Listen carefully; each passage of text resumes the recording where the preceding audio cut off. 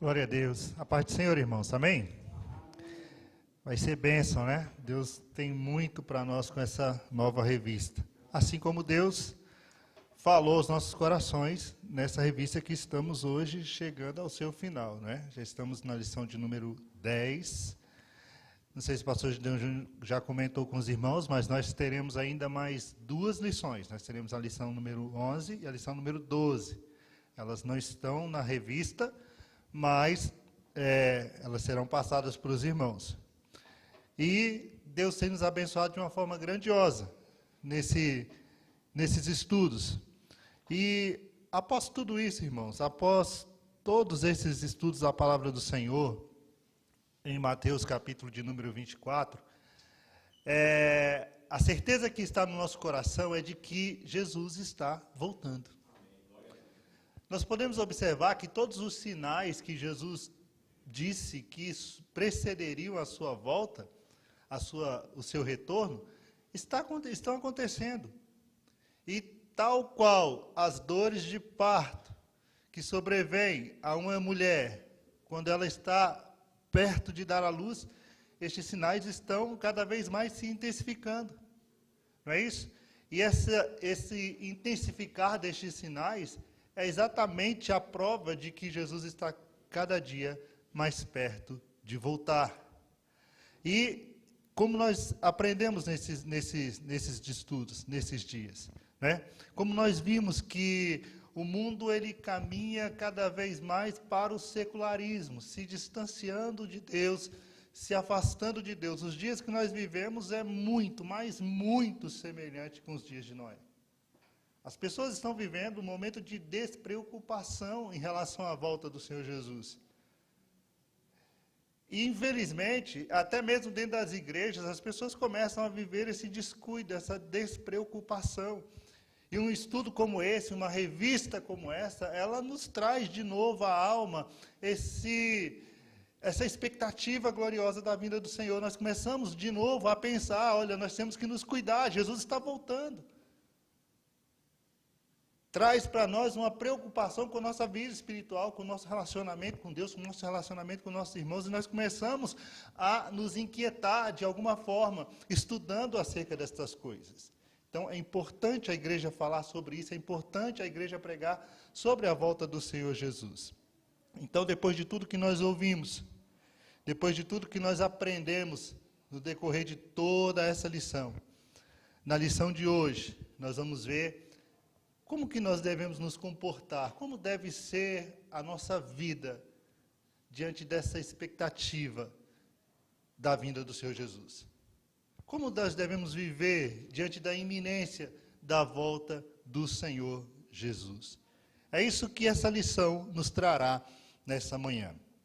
Por gentileza, abra sua Bíblia no Evangelho de Mateus, capítulo de número 24, é a parábola que serviu de base para esta lição, capítulo 24, a partir do versículo de número 45.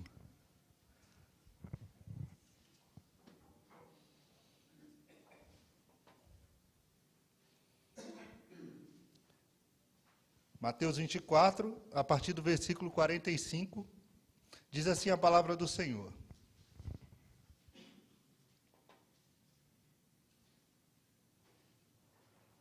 Sendo assim, quem é o servo fiel e sábio, a quem o Senhor confiou os de sua casa, para dar-lhes alimento no devido tempo? Feliz aquele servo a quem o Senhor, quando voltar, o encontrar agindo dessa maneira. Com certeza vos afirmo que o Senhor confiará a seu servo todos os seus bens. Entretanto, supondo que este servo, sendo mau, diga a si mesmo: meu senhor está demorando muito, e por isso passe a agredir os seus conservos e a comer e beber com os beberrões. O senhor daquele servo virá num dia inesperado e numa hora em que o servo desconhece, e o Senhor o punirá com toda a severidade. Ele dará um lugar ao lado dos hipócritas, onde haverá grande lamento e ranger de dentes. Queridos, a lição de número 10, que está aí na página 73, ela tem por título Como viver ante a proximidade do dia do arrebatamento. Como devemos nos comportar? É interessante porque o apóstolo Pedro, ele disse que nesses últimos dias apareceriam muitos escarnecedores. Ele diz assim, lá no capítulo 3 da sua segunda epístola, que nesses últimos dias pessoas viriam e diriam para nós, e aí? Vocês dizem que Jesus vai voltar e não aconteceu nada. As coisas estão assim desde quando nossos pais viveram, morreram. As coisas são assim desde o início. Cadê a vinda do Senhor Jesus? Cadê a volta dele? Vocês passaram o tempo todo pregando que ele voltaria, que ele voltaria. Já são mais de 2000 anos. Onde está a promessa da volta do Senhor Jesus? E Pedro diz assim, olha, o Senhor, ele não retarda a sua promessa. Deus não conta o tempo da forma que eu e você contamos. Um dia para Deus é como 1000 anos é como um dia. Deus não usa relógio, Deus vive na eternidade, o tempo de Deus não é o meu. Então, Pedro diz assim, que o Senhor, ele não retarda a sua promessa. Antes ele está sendo longânimo, ele está sendo paciente, porque ele quer que todos sejam salvos. Porque um dia essa terra que existe vai se destruir, o fogo vai consumir todas essas coisas. Tudo aquilo que o Senhor prometeu através da sua palavra, ele vai cumprir. Se ele disse que voltaria, ele voltará. Ele vai levar a sua igreja, ele vai trazer juízo sobre a terra. Essa é a promessa que nós temos dele e nós confiamos nessa palavra. Aí Pedro diz, olha, se nós aguardamos esse momento, se nós conhecemos esses fatos, se nós já temos o conhecimento acerca de tudo o que vai acontecer no futuro, porque a palavra de Deus nos revelou, que tipo de pessoa convém que nós sejamos? Essa é a pergunta que Pedro faz. Que tipo de pessoa convém que eu seja? Que tipo de pessoa convém que você seja? E o próprio Pedro responde. Ele diz que sejamos pessoas que vivam em santidade e em piedade, aguardando a volta do Senhor. Ele diz que sejamos pessoas que vivam em santidade, que sejamos pessoas que vivam em piedade. Uma vida santa, uma vida totalmente separada de tudo aquilo que desagrada a Deus, e também uma pessoa que viva uma vida de devoção a Deus, de devoção à sua palavra, de amor, de temor, de obediência e de fidelidade para com o Senhor. É isso que Pedro está dizendo. E Pedro aprendeu com o Senhor, porque Pedro estava no dia que Jesus estava dando essa parábola. Pedro estava lá, no dia que Jesus falou sobre isso. Pedro estava no Sermão do Monte. Pedro ouviu Jesus falar acerca das últimas coisas, do que aconteceria. E Pedro ouviu Jesus dizer que o dia e hora da sua vida, ninguém sabe. O momento em que isso vai acontecer, ninguém sabe. Jesus disse, olha, é como um ladrão de noite. Ninguém sabe o dia, ninguém sabe a hora, somente Deus sabe. E como é que nós temos que viver, então?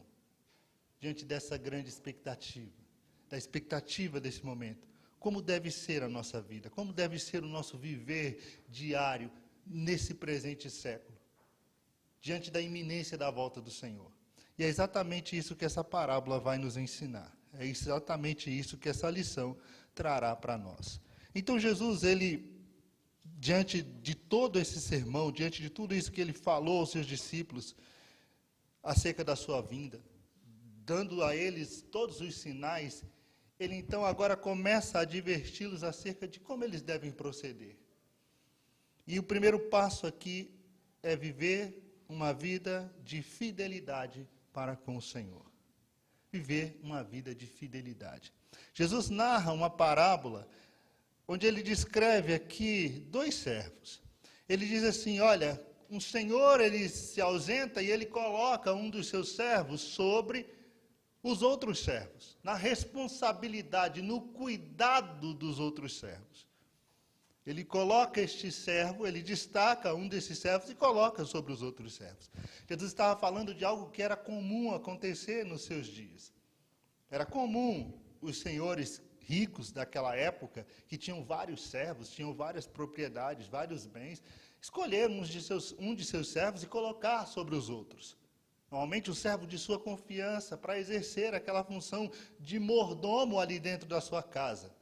Você lembra de Abraão? Abraão tinha um servo que estava à frente dos outros. Era Eliezer. Era o servo de Abraão, que nasceu dentro da sua casa e que cuidava das coisas de Abraão. Você lembra de José?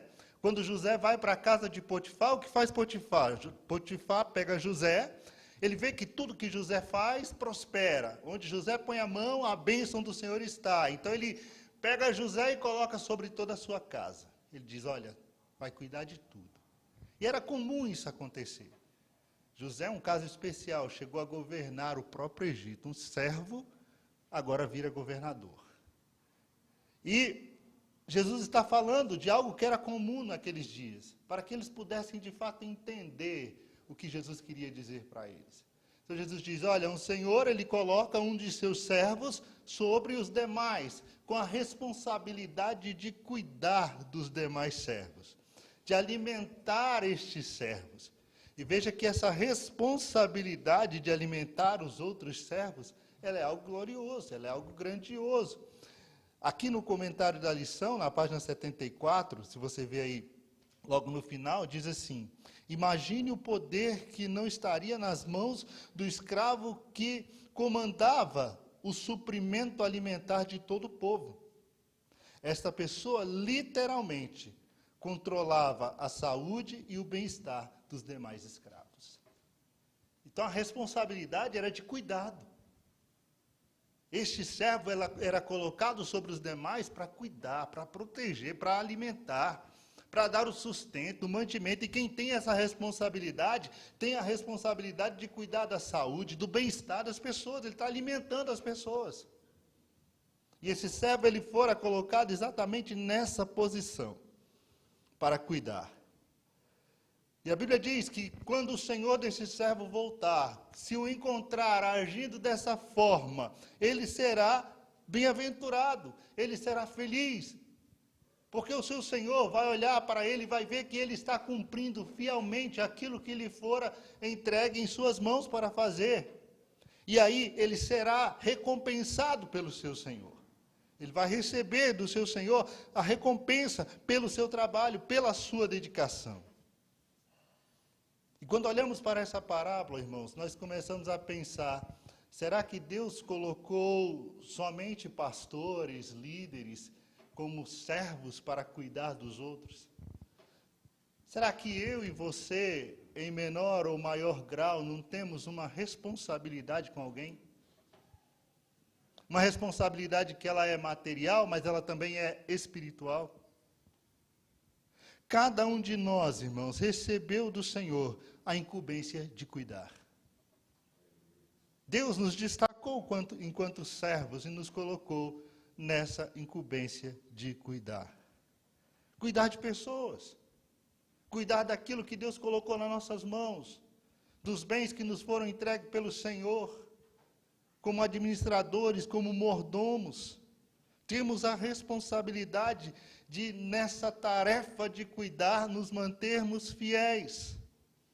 Em maior ou menor grau, há uma relação de servo e de senhor entre mim e alguém, entre você e alguém. Deus nos colocou para servir.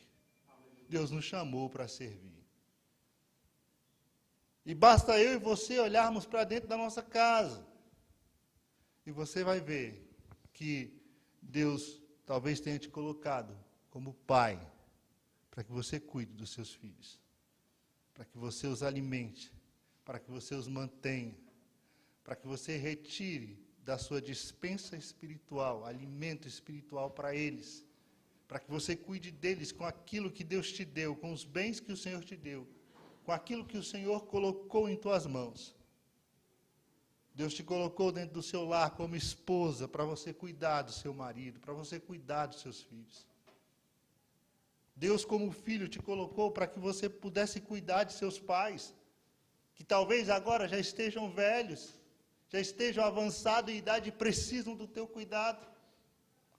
Deus, de alguma forma, trouxe alguém para perto de mim e de você, para que nós pudéssemos cuidar dessas pessoas. E exercer esse cuidado sobre elas. Deus nos deu responsabilidades espirituais. Deus nos deu dons, Deus nos deu talentos, Deus nos deu responsabilidades espirituais.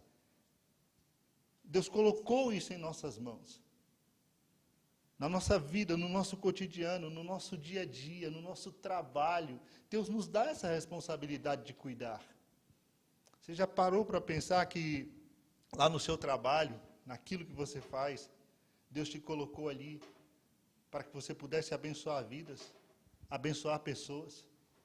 Talvez você olhe para o seu trabalho e diga, é muito simples, qualquer pessoa faz. Tem um colega lá no trabalho que fala assim, meu trabalho aqui, qualquer ratazana bem treinada faz. Talvez o seu e o meu trabalho seja um que qualquer ratazana bem treinada faça. Mas nós não devemos olhar assim. Aleluia. Deus colocou a mim e você neste local para abençoarmos pessoas, para cuidarmos de pessoas. Pessoas vão nos procurar ali para se servir do nosso trabalho. Isso deve ser feito com amor, com carinho, com dedicação, como se fosse para o Senhor. É por isso que o apóstolo ele diz, olha, tudo que você fizer, faça como se fosse para Deus. Porque Deus nos colocou para servir, para cuidar, para abençoar vidas, para abençoar pessoas. Deus nos deu talentos, Deus nos deu dons, Deus nos deu recursos intelectuais, financeiros, materiais, exatamente para que pudéssemos viver esse cuidado. Porque Ele nos colocou nessa dispensação, nessa disposição, nessa posição. É interessante que tudo é dele. O servo aqui não está cuidando dos outros com seus próprios recursos. Ele está utilizando os recursos deixados pelo seu Senhor. Tudo é de Deus, irmãos. Tudo que eu tenho, tudo que você tem, tudo é de Deus. Tudo vem do Senhor. Eu gosto muito de Davi, quando ele fala assim, dessa expressão de Davi, naquela oração dele. Eu sempre repito isso, né? Quando ele diz assim, olha, Deus, quem somos nós para te dar alguma coisa? Davi, o rei, dono de tudo, rico, riquíssimo. Ele diz, quem sou eu para dar alguma coisa a Deus? Porque tudo é teu, tudo vem da tua mão. Até o que nós te damos é teu. Então é assim, tudo é de Deus. E aquele servo, ele estava servindo aos outros servos com aquilo que o seu Senhor havia colocado à sua disposição, havia colocado em suas mãos. O que Deus colocou na sua mão? O que Deus colocou na minha mão para que eu pudesse ser bênção dentro da minha casa, dentro do meu lar, servindo a minha esposa, aos meus filhos, a mulher ao marido, os filhos aos pais, para cuidar. Para cuidar. O que Deus colocou na minha mão e na sua mão para que eu pudesse servir outras pessoas, lá onde eu trabalho, lá onde eu exerço a minha função diária, lá onde eu passo a maior parte do meu tempo todos os dias. E como eu tenho exercido esse cuidado? Deus também nos colocou dentro da igreja. E quando Deus nos coloca dentro da igreja, Deus também nos deu responsabilidades de cuidar dentro da igreja. E às vezes a gente olha e pensa que essa responsabilidade é somente do pastor, é somente de quem está à frente, é somente de quem está exercendo a liderança. Mas talvez Deus tenha colocado alguém do seu lado que precisa da sua ajuda. Talvez alguém tenha te procurado e pedido a sua ajuda. Não somente espiritualmente, às vezes materialmente, às vezes emocionalmente. E é para que você estenda a mão, é para que você dê a essa pessoa o alimento necessário no tempo oportuno. É para isso. Porque Deus nos deu essa responsabilidade de cuidar, irmãos. E isso deve ser feito com amor, com carinho, com compaixão, com dedicação. Com dedicação. Com dedicação. Deus nos chamou para isso, Deus trouxe pessoas e colocou ao nosso lado para que nós pudéssemos exercer de forma fiel a mordomia dos dons e talentos que o Senhor deixou à nossa disposição. O mordomo fiel e prudente, o mordomo sábio, o servo sábio, é aquele que cuida de forma fiel e sincera de todos aqueles pelos quais ele é responsável, dando-lhes o sustento no devido tempo.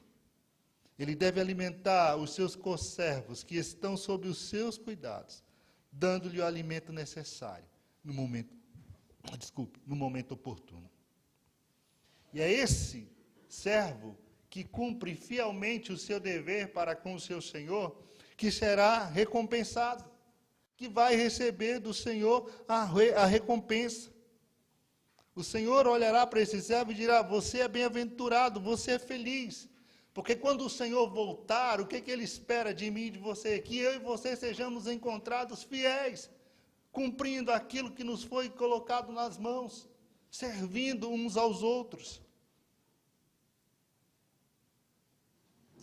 A grande motivação, irmãos, da vida do servo do Senhor deve ser o desejo de agradar ao seu Senhor, para que quando ele voltar, o encontre trabalhando fielmente. Jesus trouxe todo esse discurso no capítulo 24 acerca da sua vinda. Nos trouxe todo esse conhecimento acerca dos fatos. Não foi simplesmente para que eu e você pudéssemos ter o conhecimento e ficássemos parados, sentados, aguardando. Enquanto aguardamos, há serviço a fazer. Enquanto aguardamos, há trabalho a fazer. Enquanto aguardamos a volta do Senhor, há algo a ser realizado para o próprio Senhor. E se fizermos com dedicação e fidelidade, seremos recompensados quando da volta do Senhor.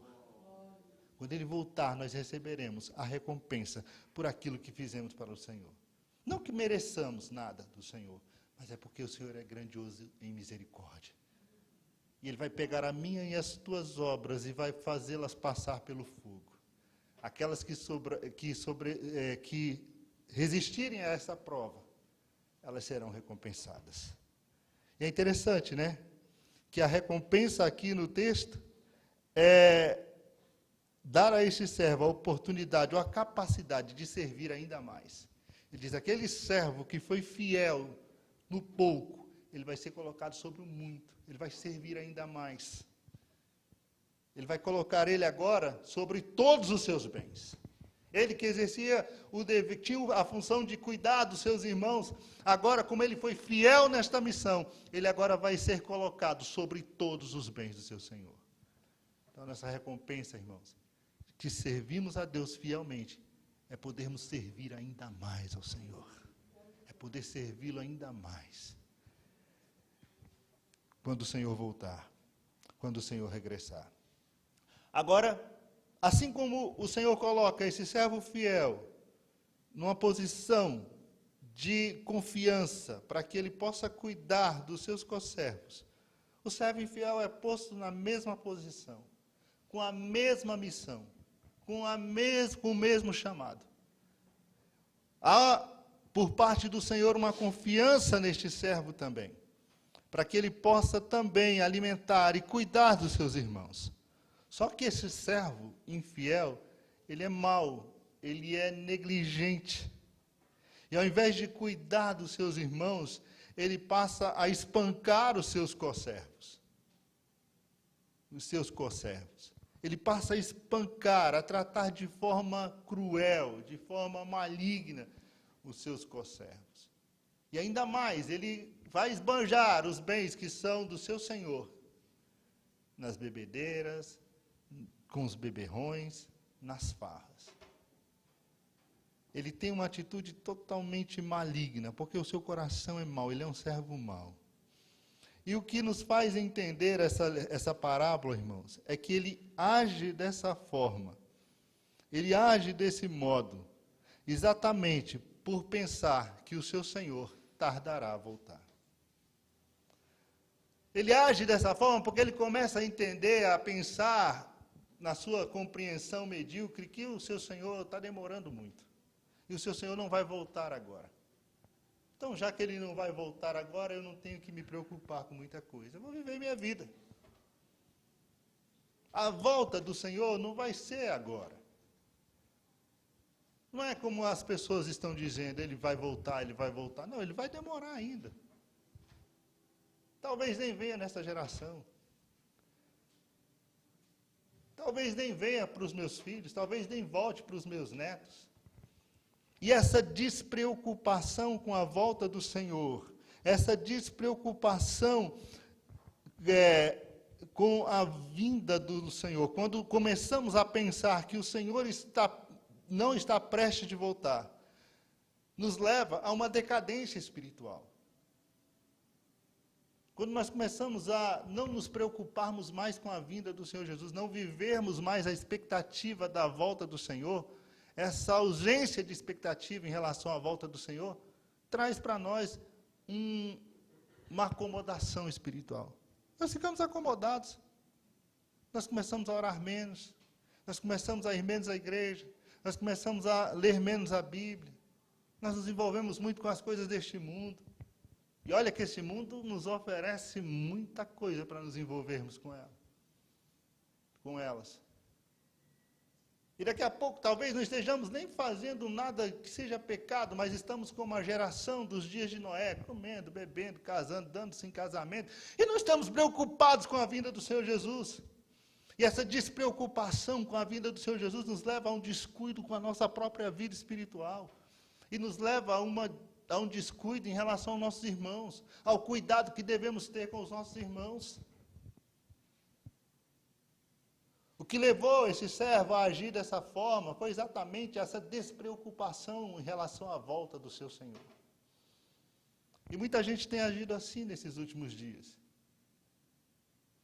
Muitos de nós estamos totalmente despreocupados e alienados em relação à volta do Senhor Jesus. Não vivemos essa expectativa. Nós acordamos de manhã, nós vamos trabalhar, nossa vida tem uma rotina, e que rotina! E às vezes ela é tão puxada, tão pesada, que Jesus não faz parte dela. Deus não faz parte dessa rotina. Há um espaço para o Senhor, sim, na minha agenda.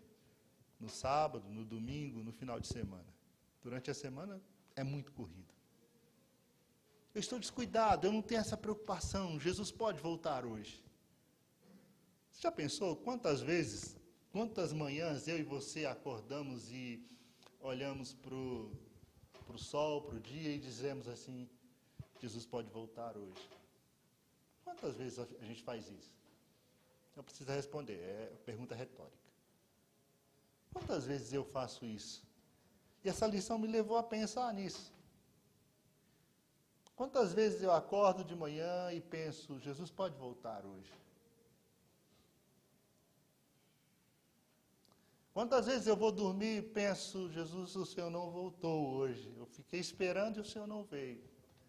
Mas o Senhor pode voltar essa noite.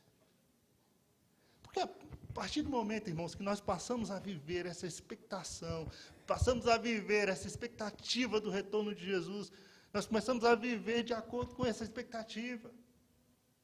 Uma vida santa, uma vida dedicada a Ele, porque eu sei que Ele vai voltar e Ele vai levar uma igreja santa, pura, uma igreja que está preocupada em guardar a sua palavra, em viver conforme o seu mandamento.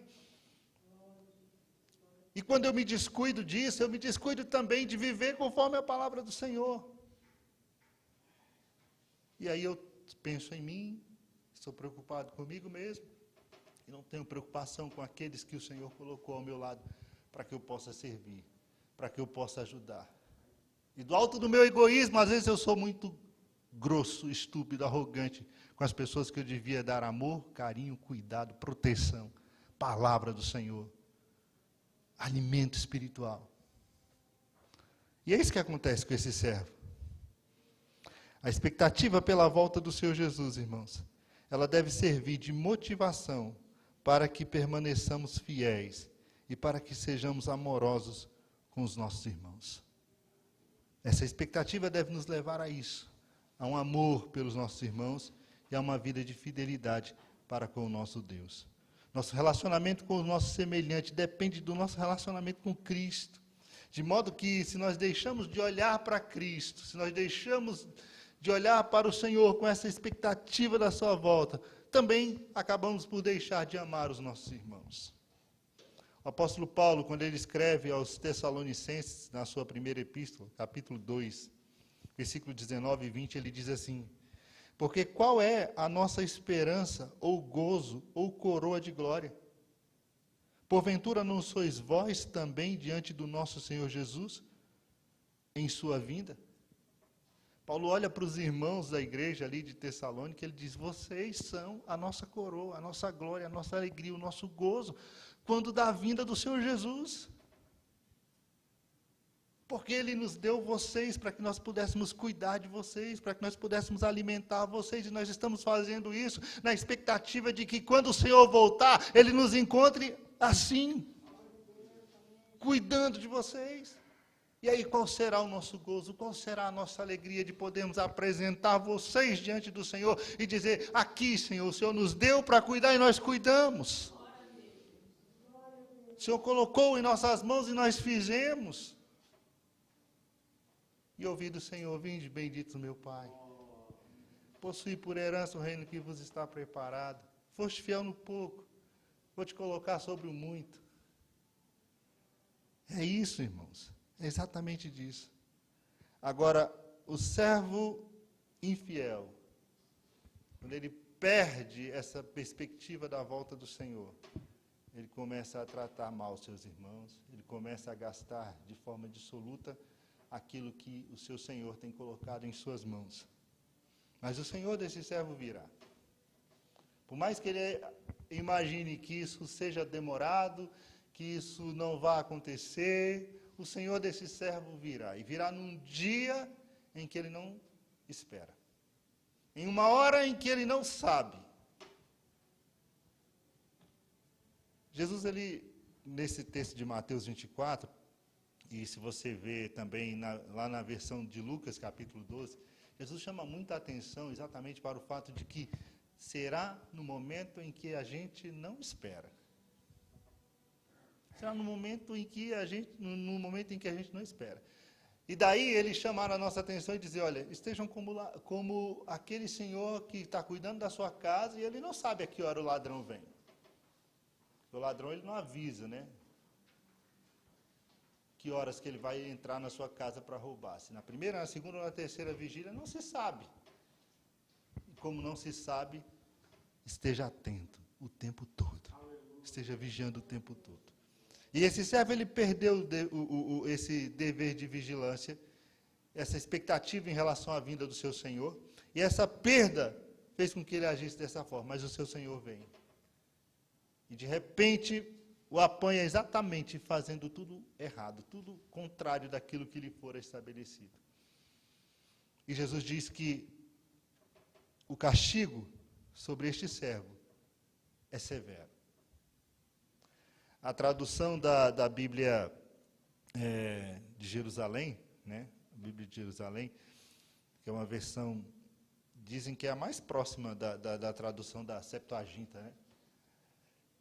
Que foi a tradução do Velho Testamento para o grego, né? E era a Bíblia usada pelos discípulos de Jesus, né? O Velho Testamento era a Septuaginta. Então, essa tradução, ela diz o seguinte, que esse servo será partido ao meio.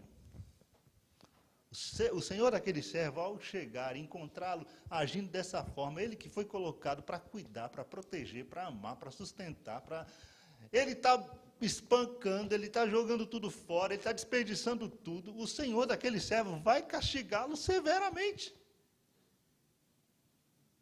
Ele será partido ao meio. É mais ou menos a história de Samuel e Agag. Você lembra? Quando Samuel chega lá e Saul não cumpriu o que Deus determinou que fosse feito? Lá no capítulo 15 de 1 Samuel. Tinha que matar Agag, matar todo mundo, e Saul trouxe o gado, ainda deixou Agag vivo, e Samuel chega e pega a espada e resolve a situação com Agag. É mais ou menos aquela história. Será partido ao meio. Então, irmãos, essa parábola, ela serve exatamente para nos chamar a atenção quanto a nosso modo de viver em relação à vinda do Senhor Jesus. Nós que já conhecemos acerca da sua vinda. Essa parábola é um alerta da maneira como o Senhor quer nos encontrar quando Ele voltar. Servindo ao Senhor, servindo aos nossos irmãos, fazendo a obra do Senhor. Abra, por favor, a página 76 aí da sua revista. Página 76. Na página 76, nós temos um quadro aí bem ilustrativo, né? Que mostra a diferença exatamente entre o servo sábio, o servo fiel, e o servo tolo, o servo infiel dessa parábola. Veja que a ambos o Senhor confiou a administração dos seus bens e o cuidado sobre os seus servos, o encargo de sustento e de cuidado dos seus conservos, tanto a um quanto ao outro. Só que o servo sábio, ele trabalhou dedicadamente para que os seus conservos fossem bem tratados, para que ele pudesse distribuir os bens do seu senhor em benefício dos seus conservos. O servo negligente, ele faz exatamente o contrário. Ele achando que o seu senhor não vai voltar, vai demorar para voltar, ele se torna negligente. Trabalhador descompromissado e maligno, destruindo os bens do seu senhor com os ébrios. O servo sábio, ele é vigilante. Ele sabe que o seu senhor ele pode até demorar, mas ele virá. E quando ele voltar, ele quer achá-lo em fidelidade. Ele quer ser achado fiel, fazendo aquilo que o Senhor determinou que ele fizesse. E ele é amoroso, ele é cuidadoso com os seus conservos e com aquilo que o Senhor colocou em suas mãos para cuidar. O servo infiel é descuidado. Ele é violento, ele é espanca, ele bate nos outros. Ele está muito preocupado com ele mesmo.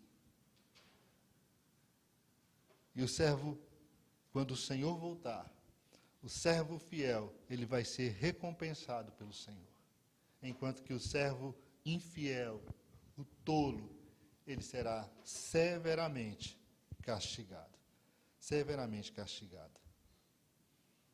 Então, irmãos, com este ensino, o Senhor ele quer chamar a minha e a sua atenção exatamente para o modo como nós devemos viver diante da expectativa da volta do Senhor Jesus. Como deve ser o nosso viver. Outras parábolas virão e falarão sobre este assunto. A lição número 11, a lição número 12, que nós ainda veremos. É o Senhor nos ensinando que tipo de igreja Ele quer encontrar quando Ele voltar. Que tipo de servo Ele quer encontrar quando Ele voltar. Servos fiéis, vivendo de acordo com a sua palavra. Observe o ponto 3 aí da lição. Ele é bastante esclarecedor acerca de tudo que nós estudamos nessa lição. Diz assim, advertência final. A igreja não pode se dar ao luxo de negligenciar o aspecto escatológico da sua mensagem. Qualquer visão do evangelho que deixe de lado o futuro não corresponde ao evangelho cristão e será insuficiente para lidar com o problema do mal. Então a igreja, irmãos, ela não pode jamais retirar da sua pregação a mensagem das últimas coisas, dos últimos dias. Jesus é bom, Jesus salva, Jesus cura, Jesus liberta, Jesus batiza com o Espírito Santo, mas Jesus vai voltar. Jesus vai voltar. E Ele vai voltar para buscar uma igreja santa. Ele vai voltar para trazer juízo sobre os ímpios, sobre os pecadores. Esse mundo que nós estamos vendo, ele vai ser destruído. Deus nos dará novos céus e nova terra, onde vai habitar e reinar a justiça. A igreja não pode retirar da sua pregação a mensagem das coisas futuras. Continuando aí a leitura. Richard Bauckham chega ao ponto de afirmar que sem a parousia, ou seja, a volta do Senhor Jesus, Jesus não poderia ser chamado de Cristo, segundo a compreensão que o Novo Testamento atribui a esta palavra. E ele está correto. Ao mesmo tempo, o cristão precisa evitar toda espécie de fascínio com especulações a respeito desta data, ou época a respeito do fim. A natureza dos documentos não incentivam, nem nos permitem traçarmos mapas, esquemas, tampouco esboçar a sequência de eventos, a sequência de eventos. Então, o que ele está dizendo aqui? Ao mesmo tempo que a igreja deve se preocupar em pregar sobre a volta de Jesus, em pregar sobre as últimas coisas, em pregar sobre as coisas do fim, a igreja também não pode também cair no extremo de querer marcar datas. Fazer esquemas e querer procurar, de alguma forma, descobrir na Bíblia o dia que Jesus vai voltar, a data da vinda do Senhor Jesus. Muitas pessoas já marcaram datas. Quantas datas foram marcadas? Jesus não veio, porque aquele dia e hora ninguém sabe. Somente Deus sabe. Somente Deus sabe. Então a igreja, apesar de ter essa preocupação em pregar sobre as últimas coisas, ela não pode ter o fascínio de querer ficar adivinhando o dia que isso vai acontecer. Aí ele continua dizendo assim: qualquer tentativa nesse sentido, de querer marcar data ou estabelecer datas, ele diz, se esfarela diante das evidências encontradas no próprio Novo Testamento.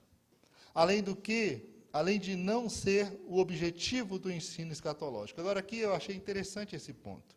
Ele diz que não é esse o objetivo do ensino escatológico, querer marcar uma data, querer adivinhar quando Jesus vai voltar.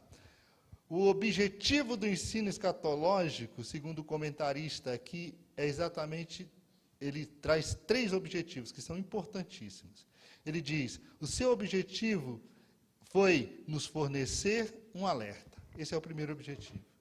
O ensino escatológico, o ensino acerca das coisas dos últimos dias, da volta do Senhor Jesus, ele traz a nós, como igreja do Senhor, um alerta. Que nós devemos estar vigilantes, nós devemos estar atentos, nós devemos de viver essa expectativa. Não podemos descuidar da nossa vida espiritual, do nosso cuidado com os nossos irmãos. Traz um alerta para como nós devemos viver. Segundo objetivo, servir de esperança. Isso enche o nosso coração. Nós estamos num mundo perverso, num mundo perdido. Nós estamos num mundo onde o príncipe deste século é o diabo. E ele tem agido de forma assustadora nos últimos tempos. Mas para nós está reservado um lugar no céu. Há uma esperança para aqueles que creem em Jesus, para aqueles que entregaram a vida a Cristo. A esperança é de vida eterna. Nós somos peregrinos, forasteiros. Estamos aqui de passagem. Há um reino preparado para nós. E isso enche o nosso coração de esperança. Então, a mensagem acerca das últimas coisas, acerca das coisas futuras, elas servem exatamente para isso, para encher o nosso coração de esperança. E, por fim, ensinar as pessoas acerca de como elas devem levar a sua vida no presente. Ensinar como nós devemos viver. Nós olhamos para as coisas futuras, mas a Bíblia também nos mostra como nós devemos viver agora, com essa expectativa do futuro. É exatamente o que essa lição nos traz. É exatamente o que essa parábola de Jesus nos traz. Aí ele vem falando aqui sobre a linguagem violenta, né, que foi usada no final do versículo, quando a tradução da Bíblia de Jerusalém diz que o servo infiel será cortado ao meio. Ele diz, é ofensivo e produz uma ideia terrível a respeito de Deus, se tomado de forma literal, né? O linguajar violento, né? Se tomado de forma literal, ele é ofensivo. Só que a intenção da parábola não foi de produzir uma imagem literal de como será o juízo. Jesus fazia uso costumeiro de hipérboles, e esse tipo de linguagem tem o objetivo de provocar um choque nos ouvintes. O juízo é algo sério no ensino de Jesus, mas as nossas afirmações teológicas acerca do juízo precisam receber uma ênfase maior, sem que, no entanto, a sua seriedade seja menosprezada. Então ele está dizendo, quando Jesus ele diz dessa forma, ele fala dessa forma, ele está querendo chamar a atenção do seu servo para dizer que a vida cristã é algo sério. Um dia eu e você estaremos diante do Senhor e vamos prestar contas. Vamos prestar contas daquilo que o Senhor colocou nas nossas mãos, e isso é sério, isso é real, isso vai acontecer. Então Jesus ele usa essa expressão que ele vai ser punido severamente. E quando você lê o texto de Lucas, ele diz: a quem mais for dado, mais vai ser cobrado. Exatamente para que nós possamos entender que há uma responsabilidade em relação à nossa vida espiritual. Nós não estamos vivendo aqui por acaso. Está tudo muito certo, já entreguei minha vida para Jesus, já aceitei Jesus, está tudo certo, está tudo bem. E aí vamos esquecendo das outras coisas. Não, Deus colocou pessoas ao nosso lado, Deus colocou bens e serviços em nossas mãos, e nós precisamos fazer algo para o Senhor. E um dia nós vamos estar diante dEle para a prestação de contas. Um dia nós seremos chamados para apresentar diante dEle os talentos, aquilo que Ele colocou na nossa mão, e Ele vai perguntar: e aí, o que você fez com isso? O que você fez com isso? A ética cristã, ela é motivada pela escatologia.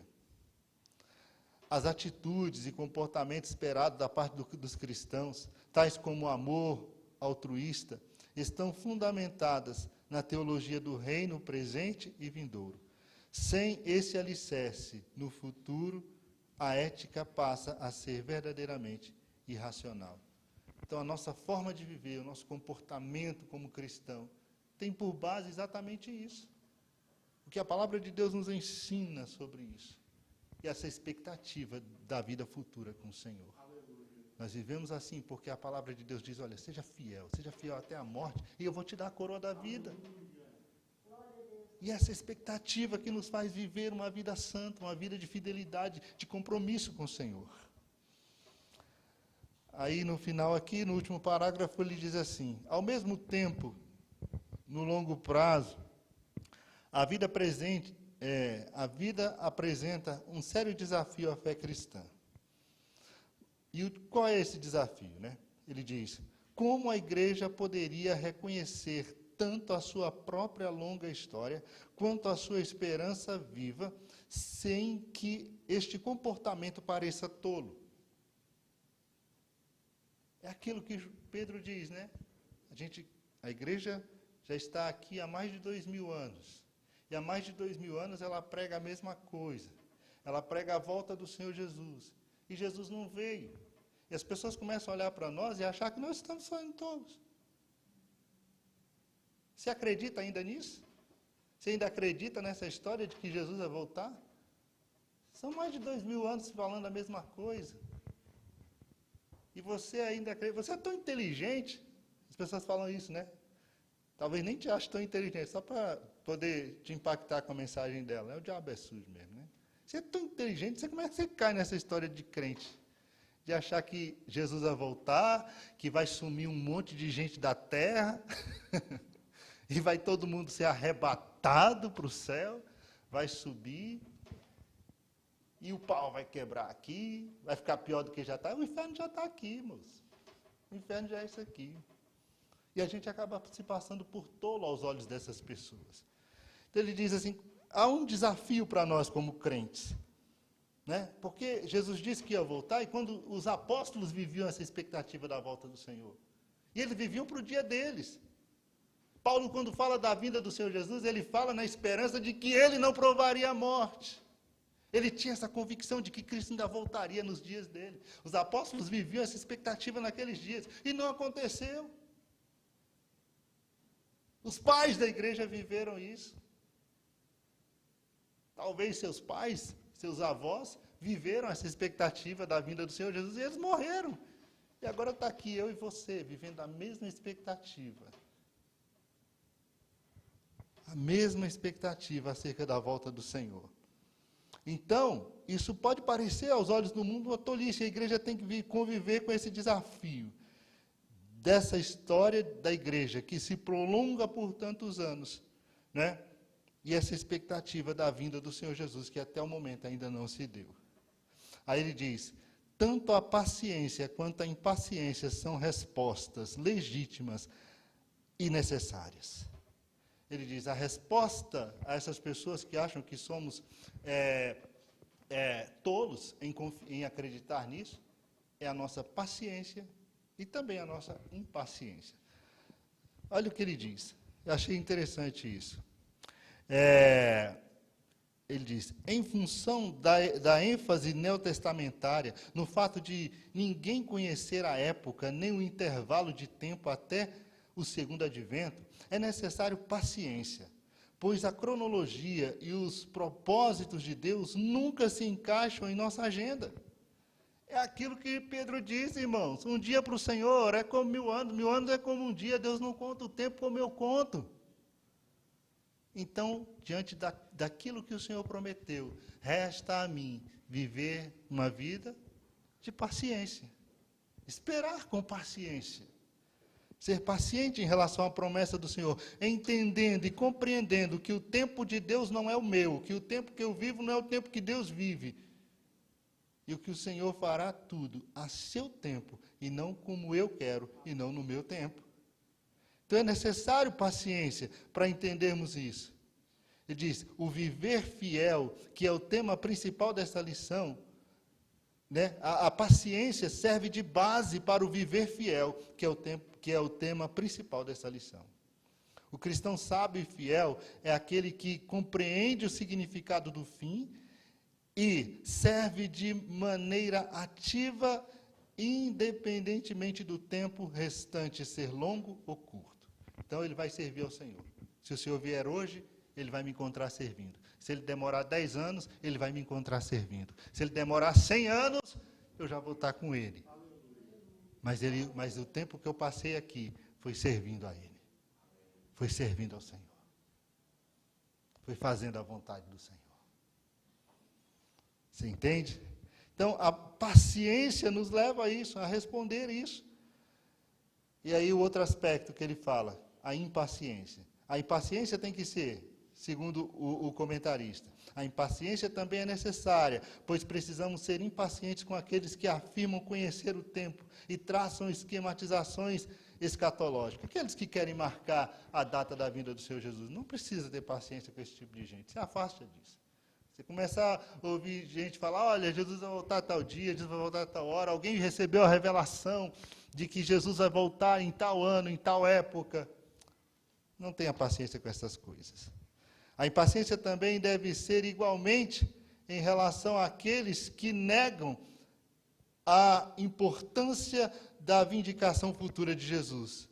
Aqueles que acreditam que Deus é muito bom para destruir o mundo, né?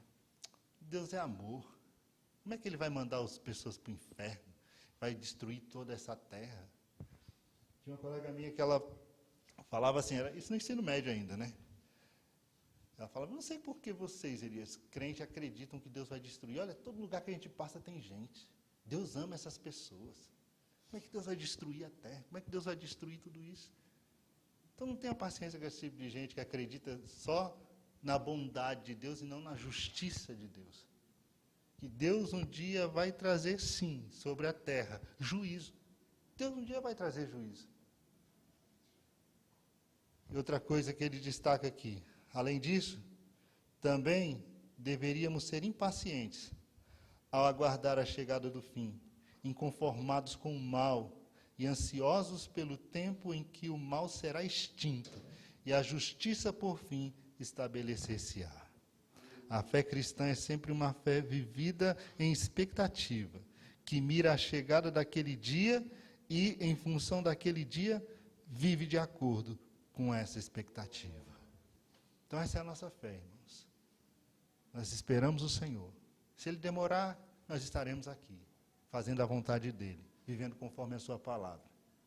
Se Ele vier, Ele vai nos encontrar assim, servindo a Ele como Ele quer que nós sirvamos. Esse tem que ser o propósito do meu coração. Destaque aí em amarelo, diz assim, a ênfase na fidelidade nos traz novamente à mente que a fé cristã não diz respeito à crença num conjunto de ideias, mas ao viver de acordo com certas convicções no longo prazo. É isso que é a fé. É você viver de acordo com a palavra do Senhor, de acordo com aquilo que nós acreditamos. Nós não vivemos pelo que vemos, nós vivemos pelo que cremos. E nós cremos que o Senhor virá e que Ele há de voltar para buscar a sua igreja. Quanto tempo isso vai durar, não sabemos. Mas pelos sinais, por aquilo que nós estudamos, há no nosso coração uma expectativa de que esse dia está mais próximo do que nós imaginamos. Ele diz, a igreja normalmente fica impressionada com afirmações de fé, mas somente as palavras e uma fé passageira de nada servem. O que vale é a fidelidade até o fim. Ser fiel até a morte e dar-te-ei a coroa da vida. Essa é a palavra que o Senhor tem para nós. Não basta simplesmente dizer, eu aceitei, eu creio em Jesus, e depois viver de qualquer forma, depois viver sua própria vida, depois se esquecer da palavra, do relacionamento com Deus.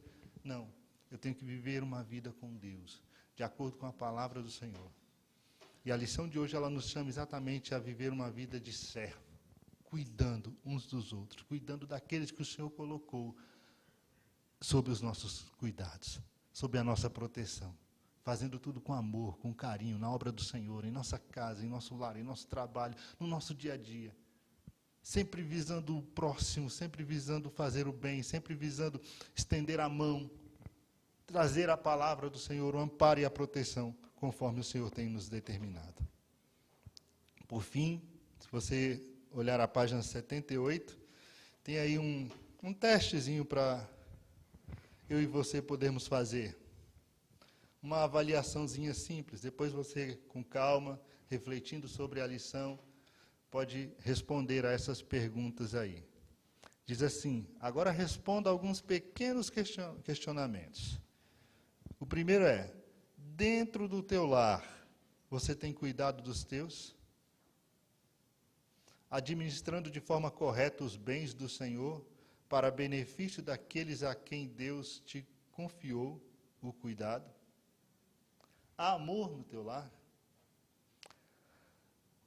A pergunta número 2, letra B, diz assim, no teu trabalho, você tem cuidado dos serviços, sabendo que Deus ali te colocou para abençoar todos que desta função precisam? A graça preciosa nas tuas atividades profissionais?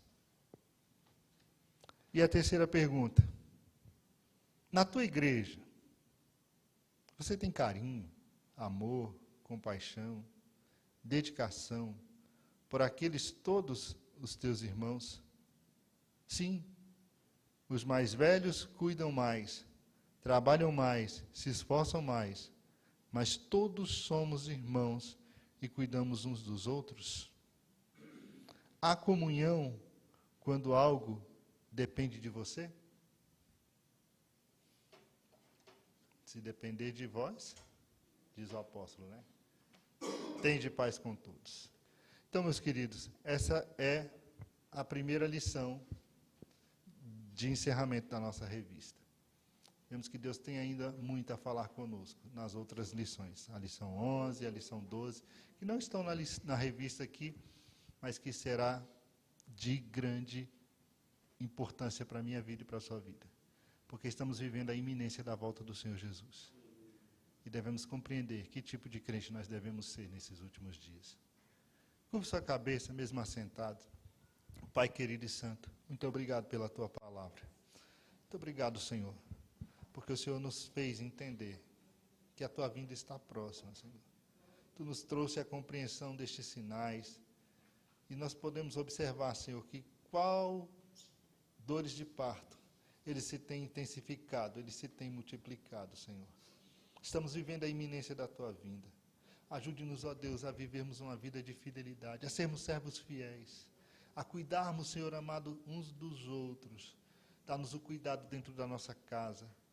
Como Pai, Senhor, nos ensina a cuidar dos nossos filhos, a alimentá-los com a tua palavra, a conduzi-los a estar perto de ti. Como Pai, ó Deus, nos ensine, ó Deus amado, a protegê-los, a ampará-los, ó Pai. Ajude-nos a cuidar, ó Deus, como esposo, como esposa, como filhos, ó Deus, a cuidar dos nossos pais, aquele, Senhor, que o Senhor colocou sobre os nossos cuidados em nossa família. Ó Deus, ajude-nos a administrar de forma correta os bens que o Senhor nos deu, de modo a atendermos às necessidades de cada um deles. Abençoe-nos, ó Deus, enquanto trabalhadores neste mundo, para que possamos ser luz onde passarmos e sermos bênção para aqueles que dependem de nós, dos nossos locais de trabalho, na tua casa, Senhor, na tua igreja, na comunhão com os irmãos. Nos dê amor, Senhor, no trato uns com os outros, que possamos exercer a misericórdia, que possamos ser compassivos e poder, ó Deus, estender a mão e proteger e alimentar, Senhor, aqueles que estão ao nosso lado, aqueles que o Senhor trouxe para perto de nós. Ajude-nos a viver uma vida de fidelidade, Senhor. Não sabemos, ó Deus amado, quando o Senhor virá, mas queremos ser encontrados, ser achados assim, Senhor, servindo a Ti com fidelidade, com interesse de vida e de coração. Tem misericórdia de nós e nos dê Tua graça, Pai. Em nome de Jesus. Amém. Obrigado, pastor. Nós é que agradecemos. Glória a Deus. Como Deus falou ao nosso coração, né? Que coisa maravilhosa. Glória a Deus.